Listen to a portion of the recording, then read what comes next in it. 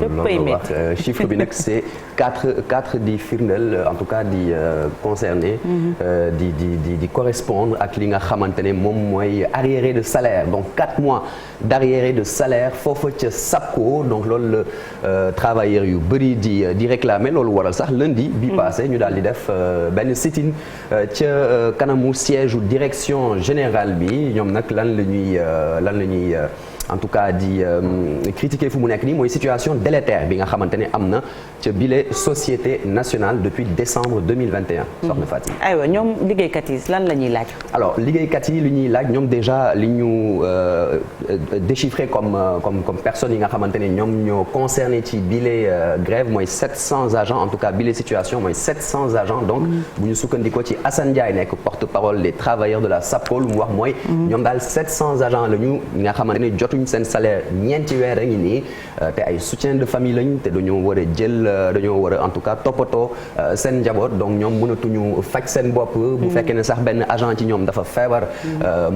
amatul sax lettre de garantie tous les hôpitaux nous rejettent loolu la daal di wax et puis kii di Fatou Julie Dieng nekk agent marketing ci boobu les sociétés ne nous vivons des conditions difficiles plus de la moitié de nos collègues yi nga xamante ne dañ leen affecté dans les régions dañ leen daal di génne seen i kër ndaxte mënatuñu fay loyer foofu fi ñu dëkk donc kii di Amadou Mame Diop nekk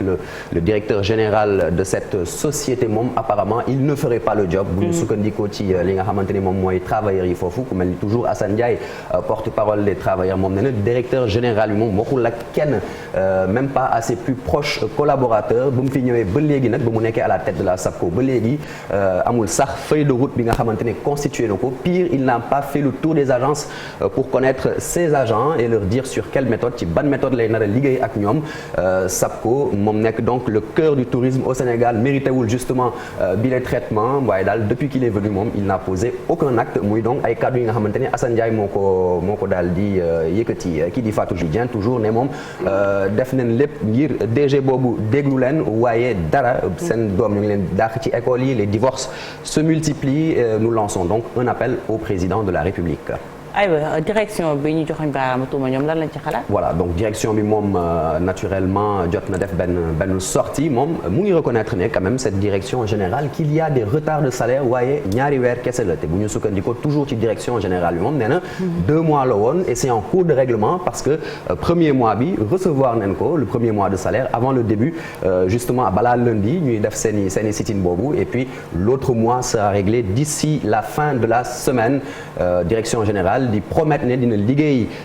pour fexe rek ba trouver ay solutions durables et structurelles yi nga xamante ni day déterminer définitivement la situation muy laaj rek syndicat yi ñu ànd ak dal continuer liggéey bi ba pare daal di manko rek doon benn ba léegi. alors donc l'alerte de décembre depuis décembre justement bu ñu sukkandikoo ci le quotidien Le Témoin moom daté du 15 décembre plus précisément DG bi di Amadou Mame Diop moom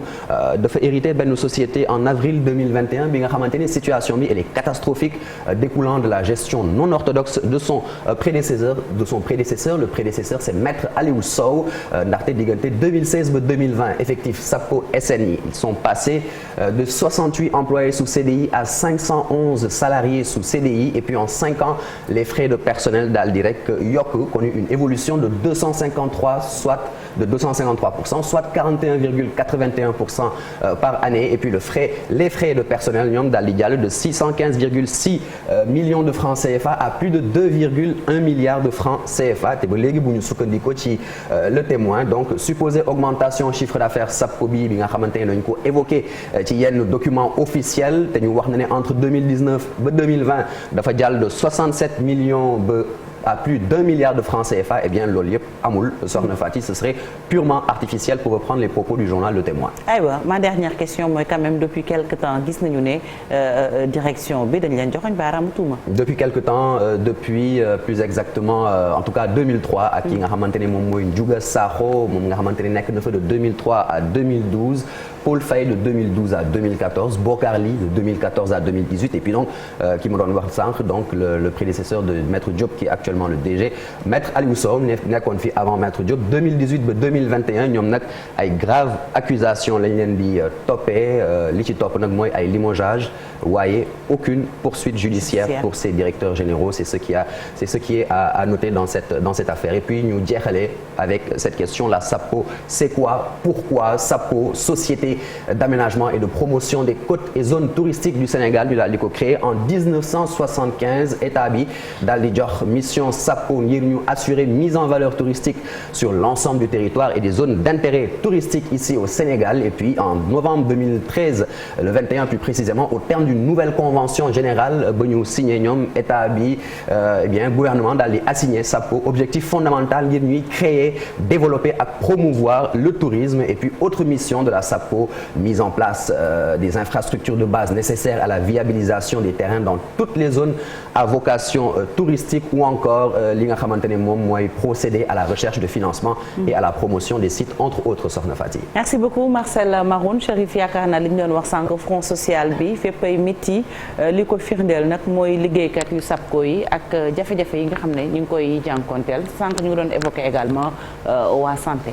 Ce qui est inacceptable ce qui se passe à la SAPCO parce que déjà structure boo xam ne état bu Sénégal moo ko moom vision Senghor ci lan ko créé woon mosoo faa dégg problème ñu toog ñu ne ñaari weer ne ngeen di Marcel wax directeur bi nee na ñaari weer cote la bu mu xeeb ñaari weer ndax est-ce que moom dina toog ñaari weer te duñ ko fay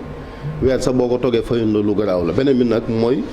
ni ñu recruter parce que dañ koo teg ci mbiram politique parce que bu fekkente ni da ngay recruter SAPCO lan lay doyee 700 personnes parce que nee ngeen fi 700 personnes yoo xamante ni toog nañ déjà yaa ngi jógee ci 68 personnes yoo xamante CDI la yóbbu ko de plus de 500 ce qui est très grave parce que boo fekkente ni da ngay recruter société boo xamante ni li ko tax a jóg mooy ak la muy dugal ci caisse fonctionnement ba ëpp na la muy dugal loolu c'est grave beneen bi mooy comme ni nga ko waxee directeur yi ngeen fi wax nag depuis Ndiouga Sakho moom parce que moom it PDS la nekkoon nekk jarbaat Ablaye Wade Paul Faye tamit APR la nekkoon amul benn profil ñi ngi fi wax ñëpp kenn amul ci profil pour diriger déjà kër ga maître Aliou Sow tamit jege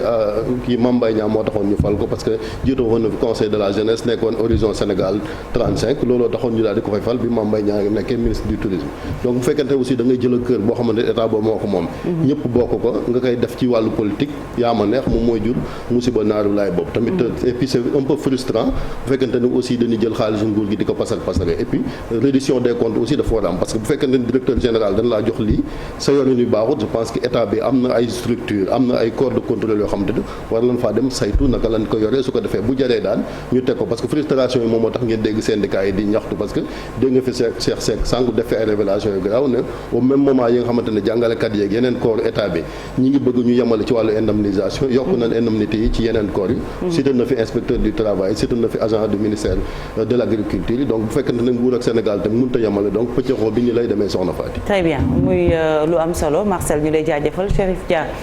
également 7h jot na ba tegal ñaar fukki simili ak juróom-benn.